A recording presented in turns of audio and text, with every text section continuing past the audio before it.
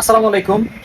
আজকের ভিডিওটি আমার এলাকার জন্য। আমি একজন নোয়াখালীর সন্তান হিসাবে আমাদের নোয়াখালী দক্ষিণ অঞ্চল নূরপাটুরিয়া হাট এবং চেয়াখালী বাজার অথবা আমাদের নোয়াখালী যত মানুষ রয়েছেন, আজকে আমি আপনাদেরকে এই ভিডিওর মাধ্যমে একটা মেসেজ দিতে যাচ্ছি।